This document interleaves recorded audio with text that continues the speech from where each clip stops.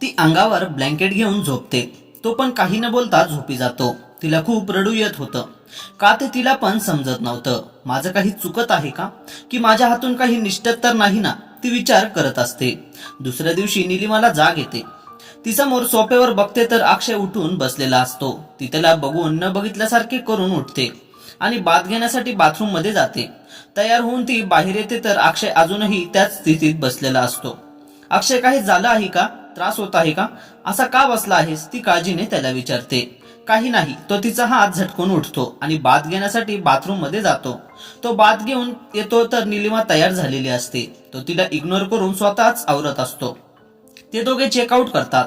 चल नाश्ता करू, काय माहिती यापुढे आपण परत कधी भेटू, तो नाराजीने बोलतो. तसं तिचे डोळे भरून येतात. तिला त्याच्या मिठीत शिरून रडायची इच्छा असते, पण ती राहुलसाठी स्वतःला सावरते. ती मान हलवत त्याच्या मागे मागे जाते. तो तिच्या आवडीचा नाश्ता ऑर्डर करतो. भूक तर दोघांना पण नसते, पण बळेच ते एकमेकांसाठी नाश्ता करत असतात. निलिमा, तुझी हरकत नसेल तर हे माझ्याकडून तुझ्या लग्नासाठी छोटीशी भेट. तो एक बॉक्स तिच्या हातात देतो. ती बॉक्स हातात घेऊन उघडून बघते तर तिला आश्चर्य वाटतं. हे तेच ब्रेसलेट होते जे तिने पुण्याच्या एका ज्वेलरी शॉप मध्ये बघितलं होतं आणि तिला ते खूप आवडलं होतं. ती त्याच्याकडे आश्चर्याने बघते. पण मी हे तर पुण्यात बघितलं होतं एका ज्वेलरी शॉप मध्ये, पण हे तुझ्याकडे कसं काय? ती आश्चर्याने विचारते. तो काहीच उत्तर न देता उठून जातो. ती पण विचार करत तो बॉक्स बॅग मध्ये ठेवते. ती गाडीत जाऊन बसते. ती अजून पण शांत असते. ती खूप रडलेली असते हे तिचे डोळे सांगत होते. ते जीपीएस चालू करून राहुलच्या घरापर्यंत येतात. ते एक छोटं अपार्टमेंट असते. ते वॉचमॅन जवळ राहुल बद्दल विचारतात तर तो घरी असल्याचे सांगतो आणि फ्लॅट नंबर पण सांगतो. दोघे तिकडे जातात. अक्षयला खूप वाईट वाटत होतं. त्याची पावलं आपोआपच थांबतात. तो तिची बॅग तिच्या हातात देत बोलतो, इथे माझं काम संपलं. आता इथून तुझा एकटीचा प्रवास चालू होतो. तो तिच्या हातात बॅग देऊन मागे वळतो. ती पण त्याला थांबवत नाही. तो गाडी काकीनाडा बीचकडे घेतो. या क्षणी त्याला फक्त शांतता हवी असते. त्याला खूप रडावंसं वाटत होतं. तो गुडघ्यावर बसून दोन्ही हातांनी चेहरा झाकून घेतो आणि जोरात निलिमा निलिमा म्हणून ओरडून लागतो. काही वेळाने त्याला थोडं हलकं वाटतं. तो तसा समुद्राकडे बघत असतो. अचानक त्याचा मोबाईल वाजतो. त्याच्या असिस्टंटचा कॉल असतो. सर, गार्डचा कॉल आलेला मॅडम. रडत त्या बिल्डिंग मधून बाहेर पडलेले आहेत. आपले गार्ड त्यांच्या मागे मागे होते, पण त्या अचानक गर्दीतून नाहीशा झाल्या. ते तुम्हाला कॉल करत आहेत, पण तुम्ही त्यांचा कॉल रिसीव्ह करत नाहीत, म्हणून त्यांनी मला कॉल केला. त्यांचा असिस्टंट घाबरत बोलतो. व्हॉट? मला आत्ताच्या आत्ता तिची लोकेशन पाठव. तो घाईघाईने गाडीत बसत बोलतो. त्याच्या मोबाईलवर मेसेज ब्लिंक होतो. तो तिचं लोकेशन बघतो तर जवळपासच लोकेशन दाखवत होतं. तो ते ट्रेस करत तिथपर्यंत येतो तर एक मुलगी समुद्राच्या अगदी आत चालली होती. त्याला ती निलिमा असल्यासारखी वाटत होती. तो पळतच जातो, पण तोपर्यंत उशीर झालेला असतो. तिने स्वतःला पाण्यात झोकून दिलेलं असते. तो पण तिच्या मागे पाण्यात स्वतःला झोकून देतो आणि पोहत तिच्यापर्यंत जातो आणि तिला सुरक्षित पाण्याच्या बाहेर आणतो. ती बेशुद्ध असते. काही वेळाने त्याचे गार्ड्स पण तिथे येतात. तो तिच्या पोटातून पाणी काढतो आणि काही वेळाने ती शुद्धी देते. ती उठून बसते तसा अक्षय रागाने तिच्या कानाखाली लावतो आणि तिच्यापासून दूर जाऊन उभा राहतो. ती पळत येऊन त्याला मिठी मारून रडू लागते. तो पण तिच्या डोक्यावरून हात फिरवत तिला शांत करू लागतो. का करत होतीस असं? एकदा पण तुला तुझ्या फॅमिलीचा, माझा विचार आला नाही? जर मी वेळेवर आलो नसतो तर मी तर तुला कायमचं गमावून बसलो असतो. तो राहुल, ती एवढंच बोलते आणि परत बेशुद्ध होते. तो तिला दोन्ही हातावर उचलून घेतो आणि गाडीजवळ येतो. त्याचे गार्ड्स गाडीचं डोर उघडतात. तसं तो तिला घेऊन आत बसतो. तो गार्ड्सला गाडी हॉटेलकडे घ्यायला सांगतो आणि त्याच्या असिस्टंटला सांगून चांगल्या डॉक्टरांना हॉटेलवर पाठवायला सांगतो. काही वेळातच ते त्याच्या हॉटेलमध्ये येतात, जिथे ते काल रात्री थांबले होते. ती अजून पण शुद्धीत आलेली नव्हती. तो तिचे हातपाय चोळत असतो. तिच्या अंगावरचे कपडे ओले असतात. तो त्याच्या असिस्टंटला सांगून हॉटेलच्या काही लेडीज स्टाफला बोलावून घेतो. त्या काहीच वेळात येऊन तिचे कपडे बदलून निघून जातात. काहीच वेळात डॉक्टर येतात. ते तिला तपासून इंजेक्शन देतात. ती ठीक आहे. त्यांना प्रचंड धक्का बसला आहे. त्यांच्याकडे लक्ष ठेवावं लागेल. ते काही टॅबलेट्स लिहून देतात आणि निघून जातात. तो तिच्या उशाला बसतो आणि तिच्या केसांतून हात फिरवत, त्याने खूप मोठी चूक केली आहे. एवढ्या सहजपणे तर तो सुटणार नाही. याची शिक्षा तर त्याला भोगावीच लागेल.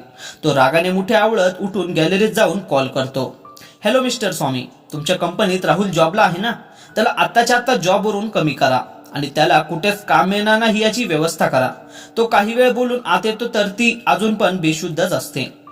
तो त्याच्या गार्ड्सला कॉल करून त्याला उचलून आणायला सांगतो. काही वेळातच त्याचा मोबाईल वाजतो. बॉस त्याला आणलं आहे. तो कॉल कट करून नर्सला तिच्याकडे लक्ष द्यायला सांगून तो दुसऱ्या रूम मध्ये जातो जिथे राहुलला ठेवलेले असते. तो त्याच्या समोरच्या चेअर मध्ये बसतो. तो त्याला बघतच असतो. कोण आहे तुम्ही आणि मला इथे कशाला आणलं आहे? तो स्वतःला सोडवण्यासाठी प्रयत्न करत बोलतो. तू निलिमा देशमुखला ओळखतो ना? कोण निलिमा? मी कोणत्या निलिमाला ओळखत नाही. तो त्याच्यापासून नजर चोरत बोलतो. तो एक नजर गार्ड्सकडे बघतो तसे ते त्याला मारायला सुरुवात करतात. हो, ओळखतो मी तिला. सकाळी आली होती घरी. वेडी आहे ती मुलगी. तो रागाने बोलतो तसं त्याच्या तोंडावर एक पंच मारतो. ती वेडी जिने तुझ्या जीवावर प्रेम केलं. ती वेडी जिने तुझ्यासाठी आईबाबाचा विचार न करता पळून आली.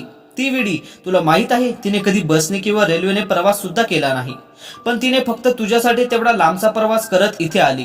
ती वेडी. तो रागाने त्याची कॉलर धरतो. राहुल खाली मान घालून शांत बसतो. का निघून आलास तिला न सांगता? तुला तिच्यासोबत लग्न करायचं नव्हतं तर मग तिच्यावर प्रेमाचं नाटक का केलं? अक्षय चिडून बोलत असतो. हो, केलं मी प्रेमाचं नाटक, कारण ती खूप श्रीमंत होती. तिच्यामुळे माझ्या गरजा भागत होत्या. माझी ऐश होत होती. मी तिला कधी पण किती पण पैसा मागत होतो, ती कधी नाही म्हणत नव्हती. पण ती लग्नासाठी मागे लागायची. पण माझं लग्न तर आधीच झालं होतं.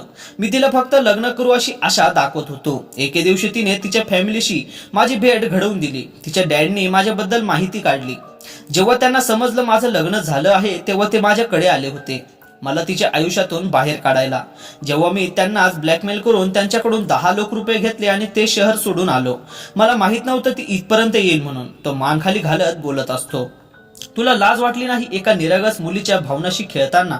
तो अजून त्याला मारतो. याला पोलिसांच्या ताब्यात दे आणि हा कधी बाहेर येणार नाही याची व्यवस्था करा. तो त्याच्या असिस्टंटकडे बघत बोलतो. तेवढ्यात तिथला लँडलाईन वाजतो. त्याचा गार्ड कॉल रिसीव्ह करतो. बोलून कॉल कट करतो. बॉस मॅम शुद्धीत आले आहेत, पण त्या खूप हायपर झाल्या आहेत. तो घाबरत बोलतो. तसा अक्षय पळत रूम मध्ये येतो तर संपूर्ण रूम अस्तव्यस्त पडलेली असते. कुठे आहे ती? तो नर्सला विचारतो. तशी ती बाथरूम कडे बोट दाखवते. तसा तो चिडतो. Are you mad? तिला एकटीला कसं सोडलं तुम्ही? तिला काही झालं ना तर सोडणार नाही मी तुम्हाला.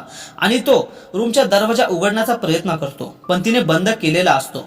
तो दार तोडण्याचा प्रयत्न करतो आणि त्यात तो यशस्वी होतो. तो आत येऊन बघतो तर निलिमा एका कोपऱ्यात शांत बसलेली असते. तो तिच्या जवळ जाऊन बसतो आणि तिच्या खांद्यावर हात ठेवतो तसं ती दचकते. त्याला समोर बघून ती स्वतःला रोखू शकत नाही. ती त्याच्या मिठीत शिरून रडू लागते. तो तिला दोन्ही हातावर उचलून रूम मध्ये घेऊन येतो. तो सगळ्यांना बाहेर जायला सांगतो आणि तिला बेडवर झोपवतो. तो स्वतः तिच्या डोक्याशी बसतो. का करतेस निलिमा असं? एकदा मॉम डॅडचा तरी विचार करायचा ना. जर तुला काही झालं तर त्यांनी कसं जगायचं? का वेड्यासारखं केलंस तू? तो तिच्या केसांतून हात फिरवत बोलतो. ती शांत झोपलेली असते. तो पण तिच्या जवळ बसल्या ठिकाणी झोपतो. दुसऱ्या दिवशी त्याला जाग येते तर ती जवळ नसते. तो घाबरून उठून इकडे तिकडे तिला शोधतो, पण त्याला ती कुठेही सापडत नाही. त्याला बाथरूम मध्ये पाण्याचा आवाज येतो तसा तो शांत होतो आणि तिची वाट बघत असतो. काही वेळाने ती बाहेर येते तर ती नॉर्मल असते. तिला नॉर्मल बघून त्याला समाधान वाटते. तू ठीक आहेस ना? तो तिच्या जवळ येत विचारतो. हो, मी ठीक आहे. डोंट वरी. खूप त्रास दिला आहे मी मॉम डॅडना, पण आता नाही. आता मी परत घरी जाऊन त्यांची माफी मागणार. ते जे म्हणतील तिथे आणि त्या मुलाशी लग्न करेन, अगदी काहीही तक्रार न करता. तू पण माझा वेडेपणा सहन केला त्यासाठी थँक्स. तुझे मॉलमध्ये जे बोलला होतास ते खरंच आहे. मी मॉम डॅडनी माझ्या चांगल्यासाठी विचार केला आणि मी पण आता नाही. ते म्हणतील तसंच होईल.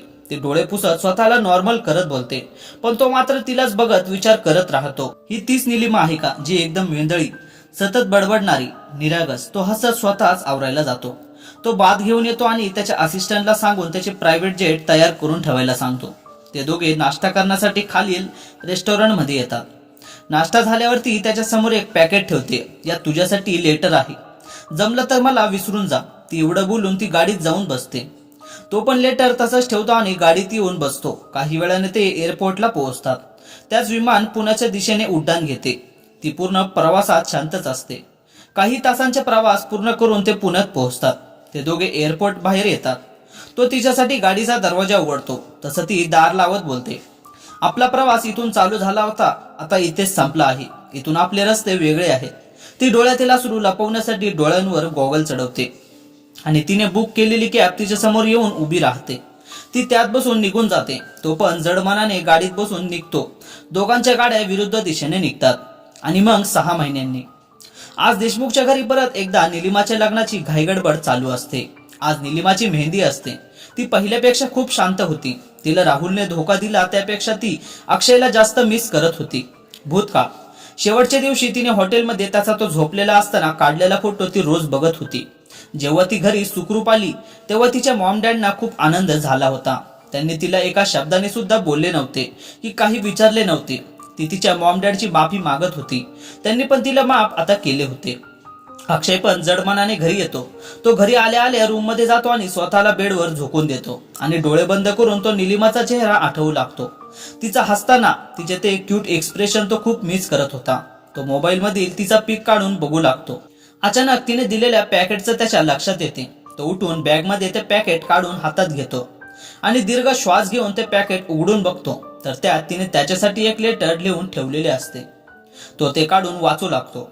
अक्षय, तू ना खूप चांगला आहेस. मला माहित आहे तुझं माझ्यावर खूप प्रेम आहे. त्या दिवशी ती मी झोपल्यावर तुझं माझ्यावर असलेले प्रेम व्यक्त केलं. त्यावेळी तुझं प्रेम व्यक्त केलं असतं तर कदाचित मी तुला नाही म्हणू शकले नसते. पण तू काहीच बोलला नाही. नंतर मला पण तुझ्याबद्दल मनात काहीतरी वाटत होतं. तू माझ्यापासून दूर जाण्याची भीती वाटत होती. पण तुला थांबवायचं माझं धाडस झालं नाही. माहित आहे आता या क्षणी जरी मी तुझं प्रेम स्वीकारले तरी तू मला स्वीकारशील. पण नाही, मी आता ठरवलंय. मॉम डॅड जे बोलतील ते करायचं. आणि मला आनंदाने. तू सांगितले ना, आई वडिलांसारखं प्रेम आपल्यावर कोणीच करू शकत नाही. म्हणून मला परत त्यांना दुखवायचं नाही. ते म्हणतील तिथे मी डोळे झाकून लग्न करेन. पण तुला बोलवणार मी माझ्या लग्नाला. तू जर समोर आला तर मी स्वतःला नाही रोखू शकणार. आय लव्ह यू अक्षय. तो लेटर बंद करून डोळे झाकून पडून राहतो. त्याच्या डोळ्यातून अश्रू वाहत असतात. काही महिन्यांनी निलिमा, तुझ्यासाठी हे स्थळ आलं आहे. हा मुलांचा फोटो आणि बायोडाटा एकदा बघून घे, म्हणजे तुझी पसंती झाली की त्यांना निरोप पाठवता येईल. निलिमाचे बाबा तिला जवळ बसवत बोलतात. नको डॅड, मला काही बघायचं नाही. तुम्ही ज्याच्याशी म्हणेल त्याच्याशी मी लग्न करेन. ती फोटो आणि बायोडाटा न बघता निघून जाते. त्यानंतर तिचे डॅड त्या स्थळाला होकार देतात. एंगेजमेंट न करता डायरेक्ट लग्नाचा मुहूर्त काढला होता. आज मेहंदी सेरेमनी असते. ती मेहंदी काढायला बसते तशी तिला अक्षयची आठवण येते आणि तिच्या डोळ्यातून अश्रू येऊ लागतात. तेवढ्यात तिच्या हातावर कोणाचा तरी हात जाणवतो. तशी ती मानवर करून बघते तर समोर अक्षय उभा असतो. त्याला समोर बघून ती अजून रडू लागते. ते डोळे मिटून घेते. तो तिच्या गालावरून हात फिरवतो. तशी ती डोळे उघडून बघते तर तिच्या समोर तिचे डॅड असतात. ती आजूबाजूला बघते पण तो तिला कुठेच दिसत नाही. हळद आणि संगीतच्या वेळी पण तेच होते. तो आजूबाजूला असल्याला तिचा भास होत असतो. ती त्याला आजूबाजूला शोधत असते पण तो तिथे नसतोच. मग लग्नाच्या दिवशी शुभमंगल सावधान शेवटच्या मंगलाष्टक होताच पडदा दूर होतो. ती हातात हार घेऊन तशीच उभी असते. निलिमा तो वाट बघत आहे. तिचे डॅड म्हणताच ती मानवर करून बघते तर समोर अक्षय नवरदेवाच्या वेशात उभा असतो. ती परत डोळे मिटून घेते. हे भगवान, आज पण हा मला इथे दिसत आहे. का होत आहे असं? आता डोळे उघडले की हा नसतोच. समोर दुसरंच कोणीतरी असतं. ती एक डोळा उघडून बघते तर समोर अक्षय हसत उभा असतो. ती परत त्याला बघून आश्चर्य वाटते. ती त्याला हात लावून बघते तरी तिला स्वप्नात असल्यासारखे वाटते. मग ती स्वतःला चिमटा काढते. आऊच, ती इवळते. म्हणजे तू खरंच अक्षय आहेस? ती आनंदाने हातातील हार खाली टाकून त्याला मिठी मारते. तो बेसावत असल्यामुळे तो खाली पडतो आणि ही त्याच्या अंगावर. तो पण तिला मिठीत घेतो आणि तिच्या डोक्यावरून प्रेमाने हात फिरवतो. ती पण त्याला घट्ट मिठी मारते. तुझं झाले असेल तर उठायचं का? सगळेच आपल्याला बघून हसत आहेत. तो तिच्या कानात हळूच बोलतो. तशी ती लाजून त्याच्या अंगावरून बाजूला होते. ते दोघे एकमेकांना हार घालतात. लग्नाचे सगळे विधी संपन्न होतात. तिचे मॉम डॅड तिचे कन्यादान करून देतात. आज तिच्या चेहऱ्यावर आनंद ओसंडून वाहत होता. ती गृहप्रवेश करून त्याच्या घरात आणि आयुष्यात प्रवेश करते. सगळे कुलाचार झाल्यावर ते दोघे हनीमूनसाठी पॅरिसला जातात. पूर्ण प्रवासात त्यांना मुंबई ते काकीनाडा प्रवासाची आठवण होते. म्हणजे तो आपल्या लग्नाच्या प्रत्येक सेरेमनीला माझ्या आजूबाजूला असायचा पण माझ्यापासून दूर असायचा. पण तू इथे कधी आलास? डॅडनं कसं तयार केलं? ती खूप उत्साहाने विचारत होती. तसं तो तिला सगळं सांगतो. म्हणजे याआधी माझं लग्न तुझ्याशीच होणार होतं? ती आश्चर्याने विचारते. तसं तो होकारार्थ मान हलवतो. तशी ती त्याला मारू लागते. मग तुम्हाला का आधी सांगितलं नाही? ती त्याला मारत विचारते. मी तुला सगळं खरं सांगितलं असतं तर तू माझ्यासोबत एवढं कम्फर्टेबल राहिली असतीस का? तो तिला मिठीत घेत बोलतो.